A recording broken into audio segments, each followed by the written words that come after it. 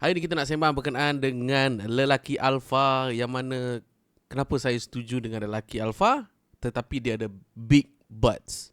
Bukan punggung, big tapi. Besarnya tapi tu besar lah sebenarnya kak. Okay, alright. So lelaki alfa ni basically lah untuk local Malaysia dipopularize for sure oleh Azri Walter dan juga konco-konconya DMA Islam dan UCAS, Asad Mohtar dan sebagainya lah.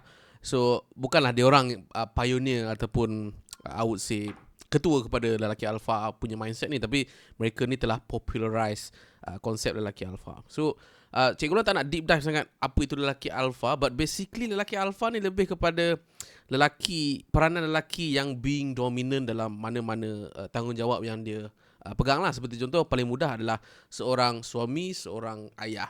Now, kenapa munculnya golongan-golongan seperti lelaki alfa ni?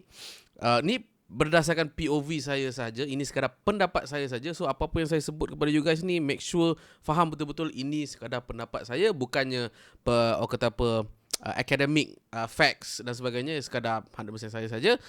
Dan macam mana lelaki alfa ni boleh muncul pada saya, dia stems from modern problem.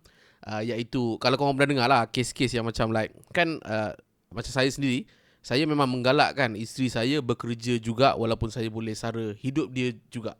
So dalam keadaan itu, so bila seorang perempuan kononnya mengikut zaman berzaman, mereka punya peranan ni lebih kepada submissive role. Submissive role ni maksudnya role yang mendengar arahan sahaja, dan kebiasaannya yang mengemudi ketua ni, yang mengemudi keluarga adalah seorang ayah. Sama ada dia kena pergi bekerja, dia kena anak dia kena cakap dia. Dan memang tugas seorang ayah ni being dominant dalam menggerakkan institusi keluarga. Tapi bila dah moden ni, macam isteri-isteri orang moden zaman sekarang, apabila mereka dibenarkan, ditolak ke depan untuk pun boleh bebas macam mana lelaki boleh bekerja, perempuan pun boleh bekerja. Hence kononnya dikatakan lah, tak salah statistik mengatakan, korang boleh cari sendiri dekat Google, yang perempuan nak lebih daripada lelaki. Hence menenggelamkan tanggungjawab seorang lelaki, seorang ayah, ataupun just lelaki secara umum lah. Dan Cikgu Luan punya angle, Cikgu Luan nak start dengan peranan seorang ayah, yang mana sebenarnya itulah punca Cikgu Luan setuju. Yang mana sebenarnya kalau ikutkan sejarah, kebiasaannya memang betul lelaki yang berperanan untuk kita menjadikan diri sendiri sebagai orang yang kena be upfront, bertanggungjawab dalam dia punya keluarga lah, for sure. Zaman moden ni, even walaupun zaman moden, walaupun ada kebebasan untuk seorang perempuan, seorang ibu untuk bekerja, buat dropship, apa-apalah, jadi CEO company, whatnot, dia tidak jadi masalah. Tapi apabila masing-masing pun bekerja dan dia ada masalah, orang kata kekeliruan dekat situ. Kalau dah dua-dua alfa ni maksudnya orang yang tinggi, orang ada pengaruh besar untuk menggerakkan sesuatu.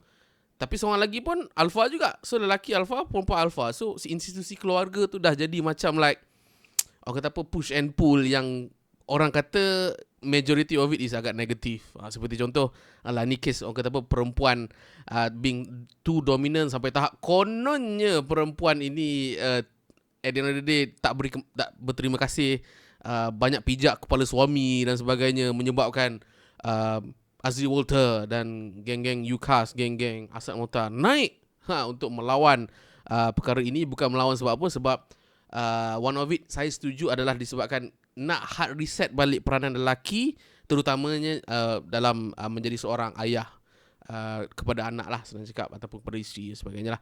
So dekat situ saya setuju dekat bahagian situ, sebab saya dapati sometimes manusia ni memang boleh, saya tak ada masalah. Saya bukan kata saya nak mengongkong isteri saya ke. In fact isteri saya memang nak dia bekerja sampai sekarang.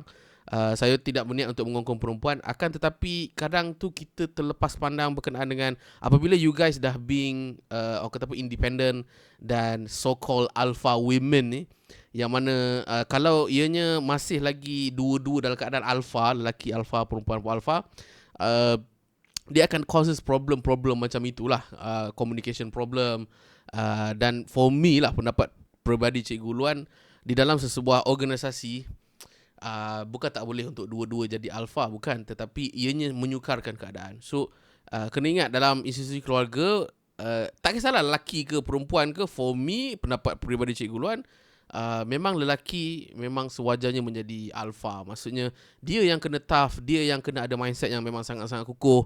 Walau macam mana pun, you guys boleh nangis tu tak ada masalah. It's just a matter of jangan ikut perasaan korang secara 100%. So macam di MA Islam, korang jangan ada mindset Hello Kitty. Itulah mindset di Hello Kitty. Yang mana bila korang ada masalah, orang kata apa, ada problem sikit, korang nangis, korang depressed, korang down, korang tidur banyak, korang macam rebel, menyebabkan institusi itu pun jatuh juga. Betul tak? Sebab tu peranan lelaki ni memang kena betul-betul kuat lah. Maksudnya mental dia kena kuat, dia kena bekerja keras lebih daripada seorang isteri yang berperanan untuk, yalah tak kisahlah menjadi seorang ibu ke, ataupun as simple as menjadi pasangan in order untuk menggerakkan masing-masing lah, senang cakap. Okay, so dalam perbincangan kali ni, Cikgu Luan cakap, Cikgu Luan memang setuju berkenaan dengan lelaki alpha on a certain aspect. Tapi on another certain aspect, tak adalah Cikgu Luan nak cakap, kalau macam tu seorang lelaki alpha ni yang berpengaruh ni boleh buat sesuka hati mak pak nenek dia lah. Jawapannya memang tak boleh lah. Sebab again, lelaki alpha ni, kalau you guys dah mengambil mindset lelaki alpha, bermaksud lelaki ni berpengaruh untuk buat apa je yang dia nak, tak boleh lah. Sebab for me, lelaki alpha yang sebenarnya yang bagus adalah memang dia nak fokus kepada benda-benda yang positif lah. Bermaksud kalau dia ni adalah seorang ayah, misal kata, dia memang nak mengambil mode alpha itu adalah disebabkan dia nak anak-anak dia, isteri ataupun isteri-isterinya, okay, untuk menjadi lebih baik dan lebih baik dan lebih baik. Misal kata seorang ibu membesarkan anak dia dengan education yang terbaik, didikan yang terbaik, instead of dia just sekadar being dominant dan dia pukul isteri dia, dia pukul anak dia, dia memang durjana punya orang.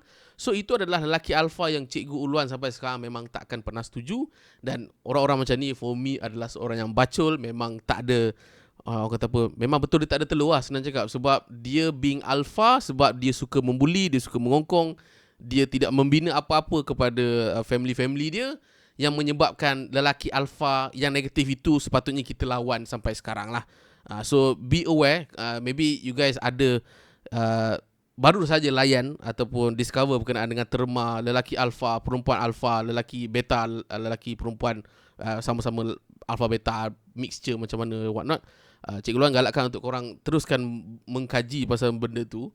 Dan benda itu for me tidak ada betul ataupun salah. It's just that dia ada consequences yang korang bakal hadapi lah. Tapi me personal as seorang suami, seorang lelaki yang dalam tempat kerja pun memang Cikgu Luan sedang lead lah this group, yang mana peranan alpha, tak kisah lelaki ataupun perempuan, itu sangat penting.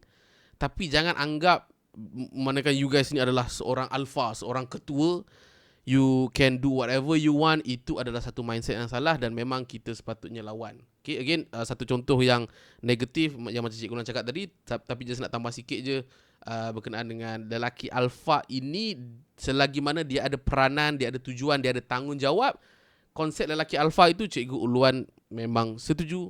Tapi once dia dah defeat the purpose of lelaki alpha yang memang yalah negatif, pukul anak, pukul bini ni semua, memang saya setuju untuk kita pukul dia balik. Okay, itulah dia. Okay, right, itu pendapat peribadi Cikgu Luan. So what do you think about all this lelaki alpha and Tate and what not?